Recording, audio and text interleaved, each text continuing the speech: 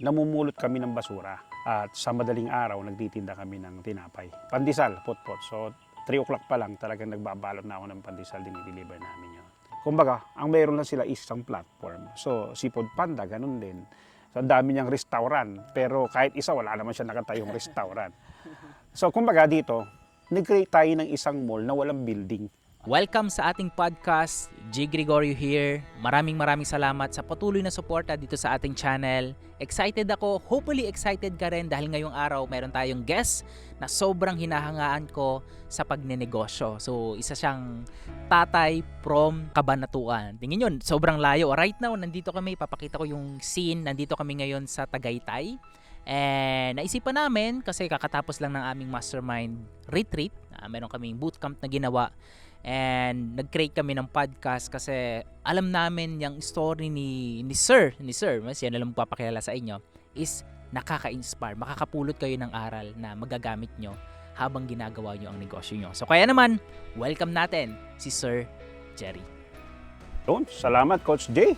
So ako nga po pala si Jerry Gregorio po. Okay, from Cabanatuan City. And welcome sa ating pong Grow Your Business Podcast. Alright, so thank you so much Sir Jerry. Talagang nag-abala ka pa na bumayahe ng, ilang oras po ang biyahe nyo papunta dito? 5 hours.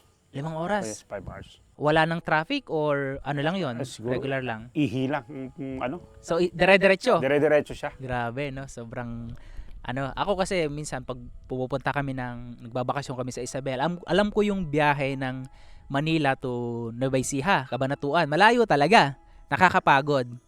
Pero ganun pa man, salamat sa pag-attend dito sa aming ginawa nating retreat. And ginrab ko na yung opportunity na to para ma-interview si Sir Jerry kasi nga ang laking bagay kasi ng meron tayong inspirasyon na sinusundan, lalo na sa mga nagsisimula ng magnegosyo. Kahit ako, nung nagsimula ako, ang inspirasyon ko yung mga taong successful.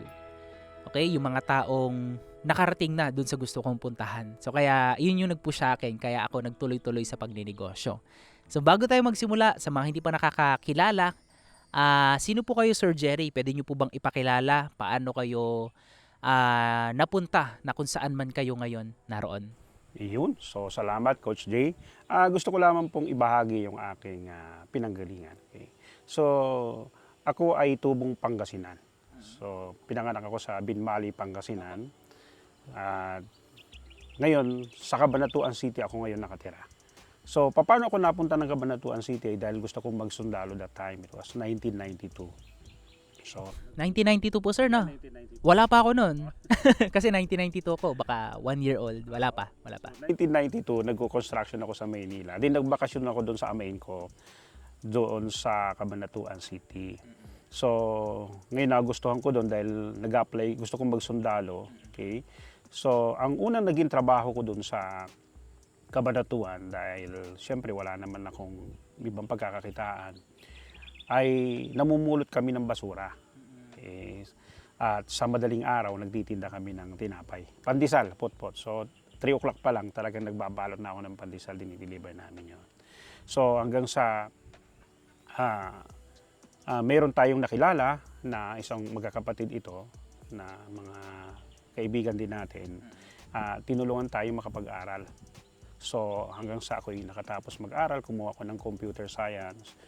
Nag-aaral ako sa gabi, sa araw naman nagtatrabaho ako. Ngayon, sila yung nagbayad ng aking tuition that time. Kaya nakapagtapos ako nakaano ako ng computer science. Kumbaga, naka 2 years naman ako. Computer science. So, instead na bachelor, associate lang. 2 years lang. So, yun. Hanggang sa nung mag-start tayo ng business natin, natutal tayo mag-computer. Nag-start ako ng business ko na tindahan ng mga computer, mga surplus, mga second hand. So that was 2002, 2003. So lumaki naman yung business kasi kalakasan ng computer that time. Hanggang sa dumating yung panahon na 2009, naglabasan na yung mga gadget, yung mga smartphone na pwede na mag-internet sa cellphone. So humina na yung aking business. Nung humina na yung aking business, so naisip ko na magtayo na pumasok sa isang business, mag-divert. So that time pumapasok na yung CCTV. So pumasok ako diyan, inaral ko, then doon ako nag-focus ngayon. So up to the present. Kaya lang, hindi maiwasan na mayroong ups and down kasi nga dumadami yung competition, maraming natututo. Hanggang sa nauso na yung mga online. Anong taon po ang pumasok yung online nung pagkakaalala nyo? Sa nakita ko kasi, 2019, bago mag-pandemic, nag-i-start na yan eh. Okay. 2019. Before pa. Okay. So, nung 2020, pandemic, uso na, puro online na yan. Kasi hindi na makaalis yung tao eh. Hindi na makalabas. Nabasa nga po akong parang quote from Jack Ma. Ayun, napag-usapan natin kanina si Jack Ma. Sabi niya, 5 to 10 years from now, nabasa ko sa 2019, 5 to 10 years from now, 80% ng mga businesses worldwide will be on the internet. Tingin niyo sir, 80% ba ng mga business ngayon nasa online na? Mostly. Grabe. Kumbaga, mag-aaral ka nga, nasa internet na lahat eh. Kumbaga, wala ka nang hahanapin. Pa lahat ng itatanong mo, nasa internet na. Tama. So, nakita ko yung senaryo na kung magpapatuloy ako sa business na ganito na mayroong pwesto, so, mahuhuli lang ako. Kaya, naisip ko mag-create ng isang business online na dalhin dun yung aking mga product. Wow. Ano po yung concept nun, Sir Jerry? So, ang concept nito ay tulungan yung mga supplier. Yun yung concept ko kasi na tulungan yung mga supplier. Yun yung goal ko. Okay? Tulungan yung mga supplier na i-promote at ibenta yung kanilang mga product sa pamamagitan ng isang platform. Tama, tama. At the same time, okay, tulungan yung mga reseller na minsan may mga product sila pero hindi nila nabibenta, nai-stock lang. Yes, yes. Tapos limited lang yung kanilang product. So why not na mag-create ako ng isang platform na pag nandun sila dun sa platform na yon, lahat ng product pwede na nilang ibenta. Paano nyo po na-come up yung idea na yun? Sino po yung mga taong nag-inspire sa inyo? Meron po ba kayong sinusundan na tao? Ako kasi nang sinusundan kong tao na gusto kong actually siguro kahit 1% lang. Okay. Apo. Na lagi kong pinakikinggan, pinag-aaralan si Jack Ma. Okay, yan. Kumbaga, sino ba si Jack Ma, Sir Si Jerry? Jack Ma may-ari ng Alibaba. Okay, So, Alibaba. Nakita ko kung paano sila nagsimula. Kaya nag-start sila na pinost na yung internet sa kanilang lugar na pwede siyang magbenta doon. Pero yung struggle nila, dinanas ko din yun, yung struggle na yun. Kumbaga, pero nandun yung goal ko na gawin kasi nga, hindi lang naman ako yung nagsimula ng ganun. Yes. So hanggang sa nabuo yung konsepto, na pag-create tayo ng, may mga taong nakilala tayo na tumulong para mabuo yung isang platform. Yes. Okay, na kapag gawa tayo ng website, Yes. may mga product na tayong pumapasok. So ayan, kumbaga, dun sa platform natin, nandyan na yung mga product. Okay, na pwede nang gamitin. So, marami na tayong matutulungan ngayon ng mga tao na pwedeng ibenta yung product, gamitin, na magkaroon sila ng business na wala na silang masyadong puhunan. Kasi yung gagawin lang nila, pwede lang copy-paste lang, i-post nila. Parang yun yung goal natin. Yes. At ang concept nito is, hindi lang siya basta may product, wholesale price pa siya. Wholesale. Yes. Bukod doon sa may price siyang pinakamababa, meron tayong natawag na negotiated price pa. Yun ang gusto natin. Kumbaga, maliit, kumbaga maglalagay lang tayo ng maliit na margin para ipamigay dun sa ating mga reseller. Yes. So yun lang yung goal natin. Pero dun po sa platform is pwedeng, example ako, meron akong item doon na gusto. Pwede po ba akong bumili ng isang piraso? Pwede po. Pwede. So parang Alibaba, kasi may experience ako. Alibaba, tama. Doon ako nag-order. Pandemic yon. Meron akong camping tent na nakita sa online. Sabi ko, ang ganda nito Search ako sa marketplace, sa Shopee, Lazada. May nakita po ako. Pero ang mahal. Nasa around 8,000. Nasa Lazada na po yun Mahal pa. Ngayon sabi ko, try ko kaya kay Alibaba. Meron kaya nito? Pag search ko, ang dami. So nag-chat ako. Pwede po ba mag-order ng 1 pieces? Pwede naman nakalagay doon sa system. And nung check out ko siya, lumalabas lang na 4,000. Yung isang piraso. So nakasave ako ng 50%. And dumating naman. Pero hindi siya ganun kabilis kasi from China pa po, no? Naghintay po ako ng mga 10 days bago dumating sa bahay. So ang gandang konsepto talaga ng business na sinisimulan nyo po, kasi ako po sobrang galing po ako doon sa industry ng tinatawag na retail, online selling, or e-commerce na tinatawag. Kaya ako po, siguro yung e-commerce ngayon nakikita ko ito pa lang yung simula. Ayan. Pero syempre kung magsisimula ka, anong e-commerce ka ba? Ano ba yung kakaiba sa'yo? Bakit mo pinasok ang e-commerce? Kasi pwede namang magbenta ka lang ng mga typical na item na ang mura, 'di ba? Tapos hindi quality yung item. And ano po yung nakikita nyo in the next 5 to 10 years dyan sa ginagawa nyong platform? So, ang nakikita ko dito kasi in next to 5 years sa ating itinayong platform ay since wholesale price yung concept natin, gagamitin natin, nakita ko dito na kahit yung mga industrial na mga product, yung mga malalaking product, so ngayon may mga pumapasok tayong malalaking product.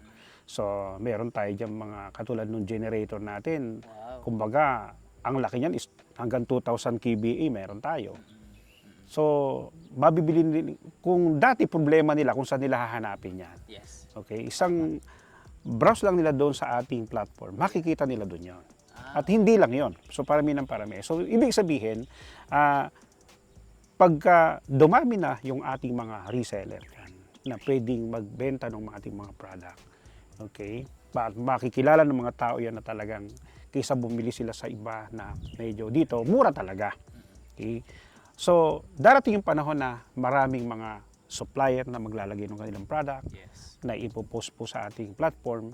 At pag dumating po na nandyan na yung mga product, okay, so, in the next 5 to 10 years, kumbaga, ang platform na to will be, kumbaga, makikilala po yan like sa ibang platform.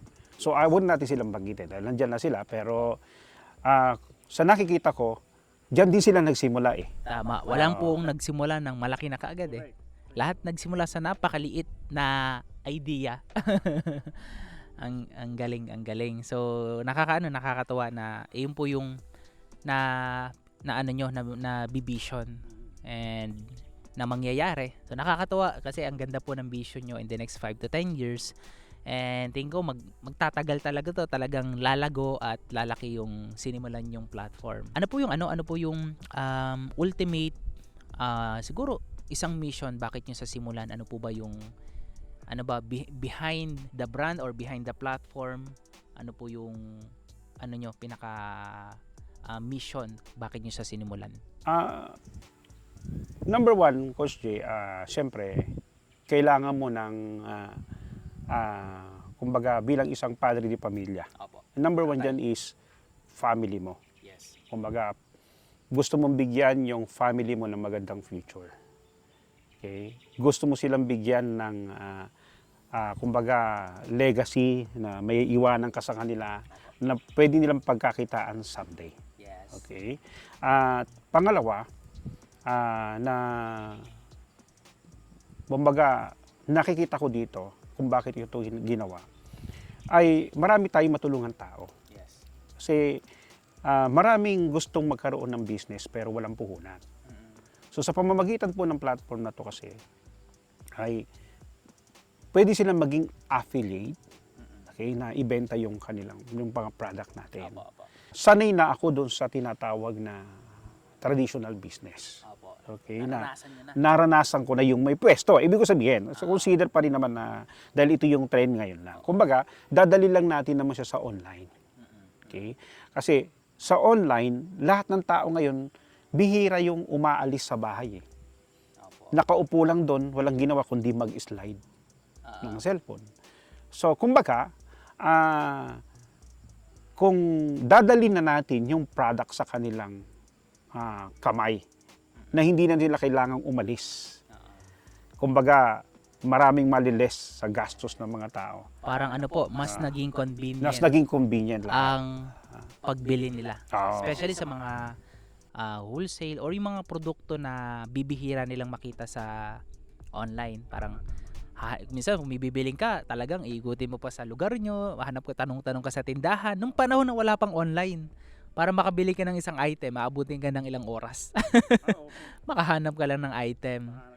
Ang ganda. Kumbaga ang na-solve po is yung convenience ng tao. Ayan. Nakakatuwa nung nakaraan, kahapon ba yun, nag-uusap tayo sir, no? About sa mga company na kagaya nila Uber, nila Grab. 'Di ba? Ang gandang konsepto sir, no? Kung titingnan natin sir, yung konsepto niyo po ba is similar doon sa mga ganung brand? Similar po siya. Similar naman. Kasi kung titingnan natin si Uber po ay napakadami po niyang, kumbaga, isa po siyang taxi. Kung makikita po natin. Taxi company. Taxi company. Pero maraming tumatakbong kotse na Uber. Pero si Uber, wala siyang pagmamayari doon maski isa. Okay, ganun. So even si Shopee, Lazada, yung mga yan, wala namang sariling product eh. Yes. Kumbaga, kung sino-sino lang yung naglagay dyan. Kumbaga, ang mayroon lang sila is isang platform. So, si Foodpanda, ganun din. So, ang dami niyang restaurant. Pero kahit isa, wala naman siya nakatayong restaurant. So, kumbaga dito, nag-create tayo ng isang mall na walang building. Okay, yun yung ginoal natin. Mag-create tayo ng isang mall, parang isipin mo, Divisoria or SM. Yes. Okay? Pero wala kang nakatayong building. So, yun yung kinreate natin dito na platform. So para ka nagtayo ng sarili mong malaking mall. Ayan. Ay maganda dun sa sir, yung scalability. Kasi hindi kailangan na pumunta sa specific lugar para lang bilhin yung item na yon. So kahit saang lugar, saang lupa-lupa yan ng bansa natin. Ngayon ba available lang siya sa local? Actually po, kung kahit nasa ibang bansa ka, pwede naman nilang buksan yung ating website. Opo, ma-access. Ma-access naman Opo. nila. Paano po ang delivery? Makakarating po ba ng ibang bansa? Kung ang delivery makakarating po yan sa ibang bansa, basta shoulder naman nila yung shipping. Wala namang problema doon. Kahit saan po yun. Ganda. Kasi Alibaba, no? From China, nakarating dito. Nakakarating po yun. Yun yung kagandahan ng e-commerce talaga na sobrang nagustuhan ko. So, ayun sir, maraming salamat dun sa share mo na kwento and yung mission ng sinimulan mong company.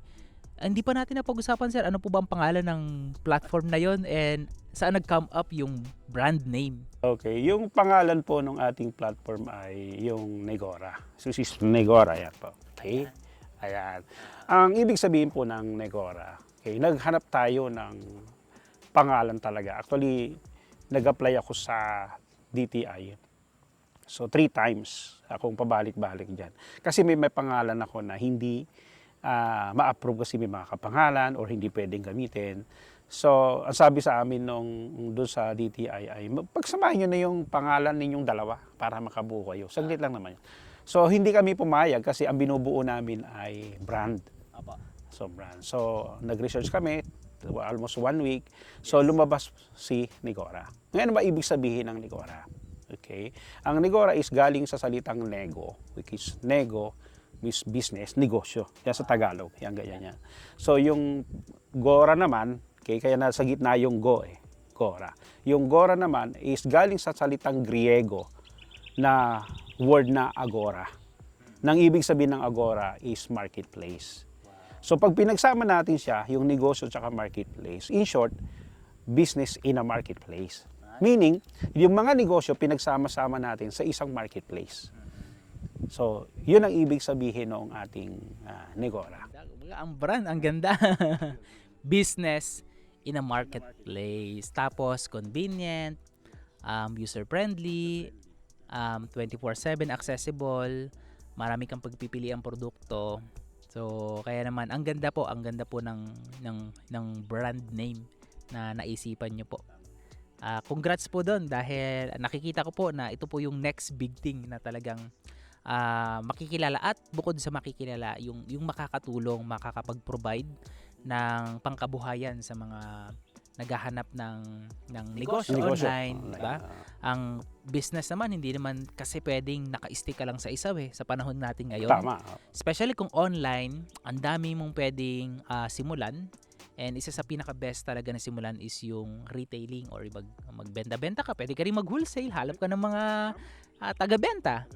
So, saktong-sakto po talaga yung yung platform para sa mga kababayan natin. Muli, maraming salamat Sir Jerry sa interview na to. Sobrang na-inspire po ako sa kwento nyo. And kita-kits po tayo sa mga next episode ng aking podcast. Yes, Coach G, maraming salamat din sa iyong pag-invite. Yan. God bless po. Bless. God bless.